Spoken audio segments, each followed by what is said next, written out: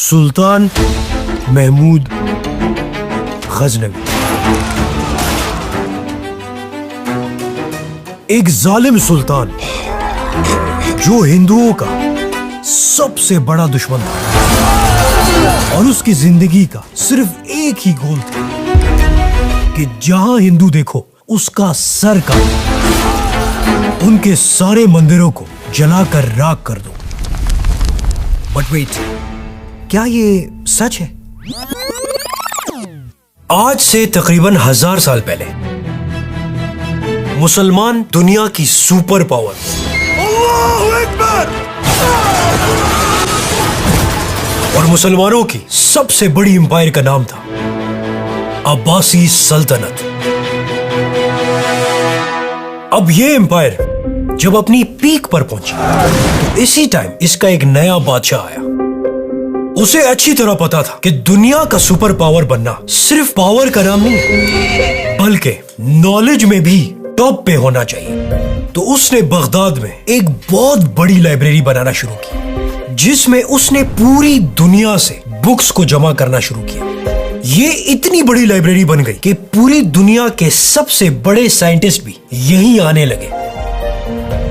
उसका एक रूल था कि जो भी स्कॉलर है वो यहां आ सकता है, चाहे वो मुसलमान हो, हिंदू हो या क्रिश्चियन। इसी वजह से बगदाद दुनिया के रिसर्च की पीक पर पहुंच गया। इतना नेक्स्ट लेवल पे गया कि अभी आप जो ये वीडियो देख रहे हैं ये आप तक एल्गोरिथम की वजह से पहुंची और ये एल्गोरिथम उस जमाने के सबसे बड़े स्कॉलर अल खवारिज़मी ने इसी बगदाद में बनाया था। अब इतनी बड़ी एम्पायर को कंट्रोल करने के लिए एक बहुत बड़ी आर्मी की जरूरत थी जो इसको बाहर के खतरों से बचा सके। तो नए बादशाह ने एक बहुत बड़ी आर्मी बनाई, लेकिन बजाय इसके कि वो उसे बाहर के खतरों से बचाती, इसी आर्मी ने इस पूरी सल्तनत का कंट्रोल अपने ही हाथ में ले लिया। खलीफा सिर्फ नाम का होता था और पूरी पावर इसी फौज के हाथ में। और बात यहां तक पहुंची कि उन्होंने सिर्फ 10 साल में 5 खलीफाओं को या तो जहर देके और या कत्ल करके मार दिया, जिससे ये पूरी सल्तनत कमजोर हो गई और बहुत से हिस्सों में डिवाइड हो गई। इसी टाइम अफगानिस्तान के शहर गजनी से तुर्क गुलामों की एक नई एम्पायर स्टार्ट हुई। इसी एम्पायर को इस टाइम एक बहुत ही बहादुर और ज़हीन लीडर मिला जिसने बहुत ही तेजी से अफगानिस्तान, पाकिस्तान, ईरान और इस पूरे इलाके का कंट्रोल अपने हाथ में ले लिया। इस लीडर का नाम था महमूद गजनवी। इस नए लीडर को पता था कि अब्बासी सल्तनत जो किसी जमाने में सुपर पावर थी, अल्लाहू अकबर, अब उसका खलीफा एक पपेट खलीफा है और उसके हाथ में कोई पावर नहीं है। और अगर मुझे हुकूमत करनी है तो पूरी पावर को अपने हाथ में लेना होगा। तो यहाँ पे दुनिया की तारीख में पहली बार एक नया टाइटल सामने आया, सुल्तान, जिसका मतलब था पावर। और दुनिया का पहला लीडर जिसको ये टाइटल मिला वो था सुल्तान महमूद गजनवी। अब महमूद गजनवी जब सुल्तान बना तो उस टाइम बगदाद दुनिया के रिसर्च के टॉप पर था और उसे पता था कि अगर मैंने सुपर पावर बनना है तो मुझे सिर्फ पावर और पैसे के पीछे नहीं बल्कि गजनी को दुनिया का सबसे बड़ा रिसर्च सेंटर बनाना है। इसीलिए उसने लोगों को गजनी इनवाइट करना शुरू किया और जो नहीं आ रहे थे उनको जबरदस्ती लाया गया। इनमें एक बहुत बड़ा स्कॉलर भी गजनी आया जिसका नाम था अल बैरूनी। अल बैरूनी उस वक्त पूरी दुनिया के साइंस और रिसर्च में सबसे टॉप पर था। तो महमूद ने उसे अपना सबसे खास बंदा बना के रखा। लेकिन अब भी गजनी को दुनिया का सबसे बड़ा रिसर्च सेंटर बनाना कोई बच्चों का खेल नहीं था, क्योंकि उस टाइम प्रिंटिंग प्रेस नहीं था और सारी बुक्स हाथ से लिखी जाती थी। इन बुक्स पर इतना खर्चा आता था कि कहा जाता है कि एक बुक की प्राइस एक घोड़े के प्राइस के बराबर होती थी। मतलब रिसर्च करना इतना महंगा काम था कि उसके लिए बहुत ज्यादा पैसों की जरूरत थी। और यही महमूद गजनवी की जिंदगी का सबसे बड़ा चैलेंज था। अचानक उसकी नजर हिंदुस्तान पर पड़ी। उस वक्त दुनिया के पूरे पैसों में से 30% पैसा हिंदुस्तान में पड़ा हुआ था। लोगों ने इन पैसों को सेव करने के लिए हिंदुस्तान के मेन सिटीज में बड़े बड़े बैंक्स बनाए हुए थे। हिंदुस्तान के बड़े बड़े बादशाह और बड़े बड़े बिजनेसमैन अपना सारा पैसा और गोल्ड इन्हीं बैंक्स में रखते थे। और इन सब का एक सेंट्रल बैंक था जिसका नाम था सोमनाथ मंदिर। सोमनाथ का मंदिर हिंदुस्तान का सबसे बड़ा मंदिर था, जिसे बिल्कुल समंदर के किनारे पर बनाया गया था। और इसमें हिंदुओं का सबसे बड़ा बुत था। और वो इतना बड़ा था जैसे कि एक बिल्डिंग में 2 फ्लोर्स होते हैं। समंदर की वेव्स इस मंदिर से आके लगती थी और हिंदू कहते थे कि ये समंदर सोमनाथ के कदम छूने के लिए आता है। इस मंदिर में 56 पिलर्स थे जो सोने से बने हुए थे। Everything has been created in gold, pure gold. और इस मंदिर की सारी लाइटिंग छोटे छोटे लैंप से की गई थी। वो लैंप्स भी सोने से बने हुए थे। इसके बिल्कुल दरमियान में एक बहुत बड़ी बेल को भी सोने के बहुत ही बड़े बड़े चेन से लटकाया हुआ था। इस बड़े से बुत के इर्द गिर्द तकरीबन 1000 से ज्यादा और बुत भी थे।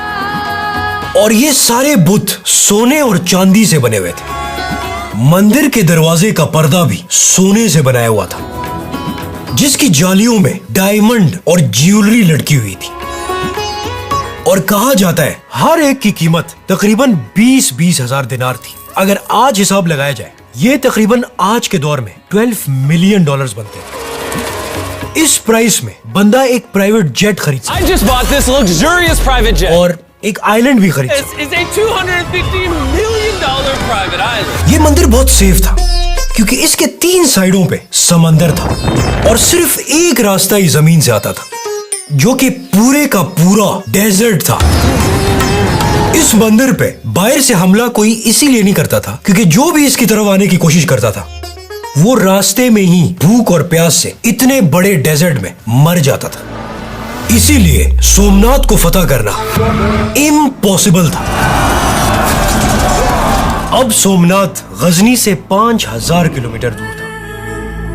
महमूद गजनवी ने 30,000 फौज को सोमनाथ पर हमले के लिए तैयार किया, लेकिन उसे पता था कि रास्ते में खाने पीने के लिए कुछ भी नहीं होगा, तो उसने हर फौजी के साथ 2 ऊंट तैयार किए जिसमें खाने पीने की सारी चीजें थी, और एक्स्ट्रा 20,000 ऊंट भी तैयार किए ताकि किसी चीज की कमी ना हो।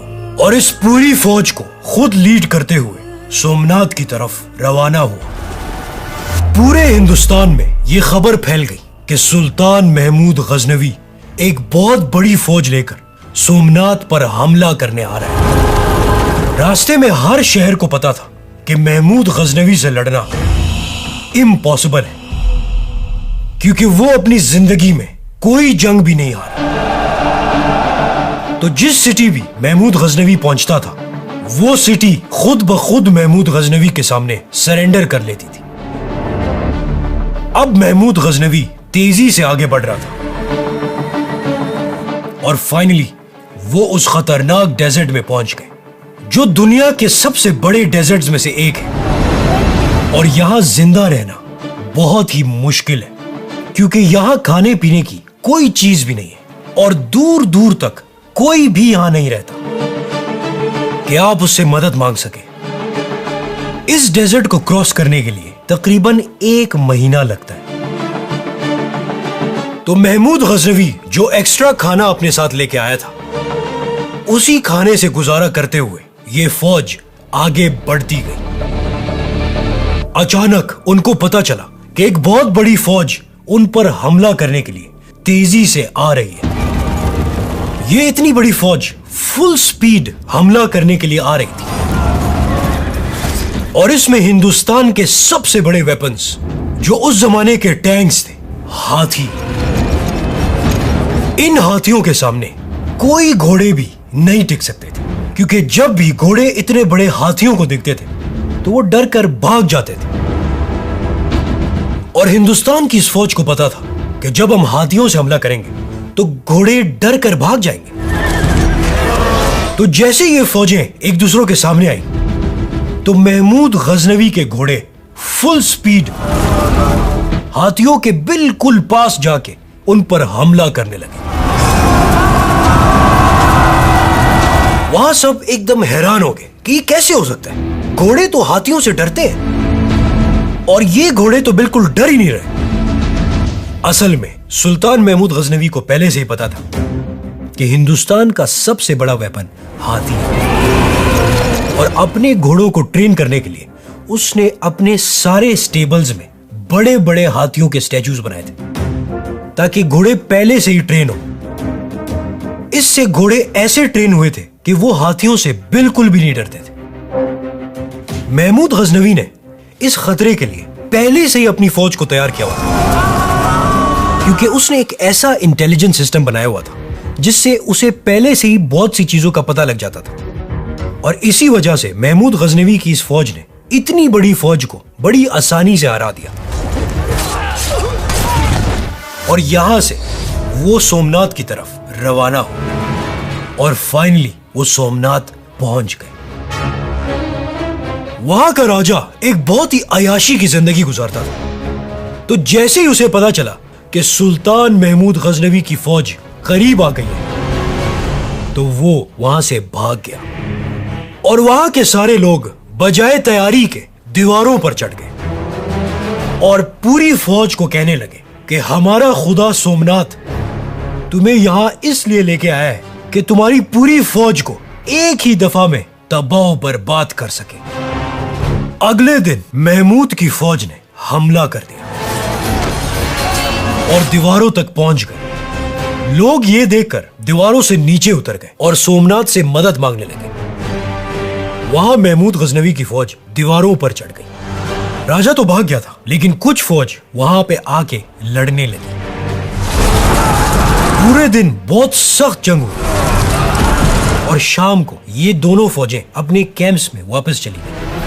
तीसरे दिन सोमनाथ की मदद के लिए पीछे से बहुत बड़ी फौज आ गई और बहुत सख्त जंग के बाद महमूद गजनवी ने आखिरकार इस फौज को हरा दिया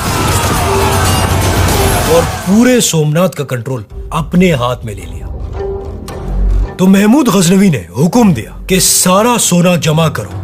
जब वो सोना जमा करने लगे तो उन्हें पता चला कि पिलर्स भी सोने से बने हुए, तो उन्होंने उसे तोड़ना शुरू किया। बहुत से बुत भी सोने से बने हुए थे और बहुत से बुतों के अंदर सोना था। कहा जाता है कि यहाँ इस सब गोल्ड के साथ 20 मिलियन दिनार गोल्ड कॉइन्स भी मिले और अगर उनको आज देखा जाए तो वो तकरीबन $7 बिलियन बनते हैं। ये इतने पैसे हैं कि दुनिया की सबसे टॉलेस्ट बिल्डिंग बुर्ज खलीफा भी Behind me is the Burj Khalifa, the tallest building on Earth. सिर्फ $2 बिलियन की। मतलब सिर्फ इन कॉइन्स से 3 बुर्ज खलीफा बनते हैं और 1 बुर्ज अल अरब। ये तो सिर्फ कॉइन्स की मालियत थी, बाकी भी बहुत ज्यादा गोल्ड मिला। अब सुल्तान महमूद गजनवी ने ये सारा पैसा दुनिया की सबसे खूबसूरत दुल्हन पर लगाया। ये इतनी खूबसूरत दुल्हन थी कि लोग कहते थे कि ये दुल्हन आसमान से आई है। नहीं, ये वाली दुल्हन नहीं, बल्कि अरूस अल फलक, उस वक्त की दुनिया की सबसे खूबसूरत यूनिवर्सिटी, जिसमें दुनिया की एक बहुत बड़ी लाइब्रेरी भी थी और यहाँ हजारों स्टूडेंट्स स्कॉलरशिप पे पढ़ते थे और यहाँ 400 से ज्यादा स्कॉलर्स टीचिंग भी करते थे और रिसर्च भी करते थे, जिनमें उस जमाने का सबसे बड़ा स्कॉलर अल बैरूनी भी था। अब एक तरफ अफगानिस्तान का शहर गजनी दुनिया की रिसर्च का हब बन गया था और दूसरी तरफ इस पूरी एम्पायर का एक नया कैपिटल भी बनाया गया जिसका नाम था पाकिस्तान की सिटी लाहौर। यहां सुल्तान महमूद गजनवी ने एक नया गवर्नर भेजा जो कि यूरोप के मुल्क जॉर्जिया से था, जिसका नाम था मलिक अयाज। अयाज लाहौर का पहला मुसलमान गवर्नर बना और उसने यहां एक ऐसा सिस्टम बनाया जिससे हिंदू और मुसलमान दोनों यहां पे बेस्ट तरीके से बिजनेस करने लगे। ये दोनों सिटीज इतनी टॉप पर गई कि अफगानिस्तान का गजनी उस जमाने में ऐसा था जिस तरह आज यूएस के कैलिफोर्निया में सिलिकॉन वैली, जहां Apple, been looking forward to for 2.5 years. Meta Our company is now Meta. और गूगल जैसी दुनिया की बड़ी बड़ी कंपनीज हैं। to hundreds of millions of users. और ये वीडियो जो आप इस टाइम YouTube पे देख रहे हैं, ये भी इसी गूगल का है, Zero sum game to me. जो आज मुझे आपसे कनेक्ट करा रहा है। दूसरी तरफ पाकिस्तान का लाहौर भी इस जैसी एक नेक्स्ट लेवल सिटी बनी, जिसके पास ही एक पहाड़ पर अल-बैरूनी ने खड़े होकर दुनिया का पूरा साइज कैलकुलेट किया, जो इतना एक्यूरेट था आज बड़े बड़े सैटेलाइट से जब इसे कैलकुलेट किया गया तो वो ऑलमोस्ट सेम है। मतलब आज से 1000 साल पहले ये एम्पायर इतनी एडवांस हो गई थी कि इन्होंने इतनी सही कैलकुलेशंस की थी। अब क्वेश्चन ये है कि क्या महमूद गजनवी हिंदुओं का दुश्मन था? नहीं, क्योंकि जब वो सोमनाथ की तरफ जा रहा था, रास्ते में तकरीबन 10,000 से भी ज्यादा टेंपल्स थे। उसने एक टेंपल को भी नहीं तोड़ा। destroyed any 4-5 temples on the way in the beginning and I would have gone back. उसने गजनी में हिंदुओं के लिए अलग क्वार्टर्स बनाए थे जहां पे वो सेफ अपनी इबादत करते थे। उसकी अपनी फौज में बड़े बड़े जनरल्स भी हिंदू थे And out of these 12 generals, 5 of those generals were Hindu. और कहा जाता है कि महमूद गजनवी की जिस फौज ने सोमनाथ पे हमला किया था उसमें 30% फौजी हिंदू थे 35% of the soldiers were Hindu. और 800 साल तक हिंदू और मुसलमान यहाँ पे अमन के साथ रहे। लेकिन 800 साल बाद यहाँ पे एक नई एम्पायर आई जिसका नाम था the British Empire. We shall never surrender! British Empire को पता था कि अगर मुझे हुकूमत करनी है तो मुझे मुसलमानों और हिंदुओं को आपस में लड़ाना होगा। तो उन्होंने हिंदुओं को बताना शुरू किया कि ये जो मुसलमान है ये हजारों साल से तुम पे जुल्म कर रहे हैं और सिर्फ हम ही तुम्हें बचाने आए हैं। यहाँ का सारा माल लंदन लेके चले गए और यहाँ के लोगों पे बहुत ज्यादा जुल्म किया और पहली बार एक नई हिस्ट्री लिखी जिसमें हिंदू और मुसलमान को एक दूसरों का सबसे बड़ा दुश्मन बनाया और हिंदुओं को मुसलमानों का इतना खिलाफ किया कि हिंदुओं का गोल बन गया कि हिंदुस्तान के मुसलमानों को तबाह बर्बाद करना है। तो असल में ना तो हिंदू विलन थे और ना मुसलमान, बल्कि सबसे बड़ा लुटेरा ब्रिटिश एम्पायर थी। Of their loot in India while taking the Hindi word loot into their dictionaries as well as their habits. जिसने हिंदुस्तान के सारे माल के साथ साथ जो सबसे बड़ी चीज चुराई वो थी हिंदू मुस्लिम यूनिटी। सब्सक्राइब। आज से 1000 साल पहले अफगानिस्तान से एक नई एम्पायर स्टार्ट हुई जिसका लीडर था शहाबुद्दीन मोहम्मद गौरी, जिसने हिंदुस्तान पर हमला किया और यहां से पहली बार मुसलमानों की हिंदुस्तान में हुकूमत शुरू।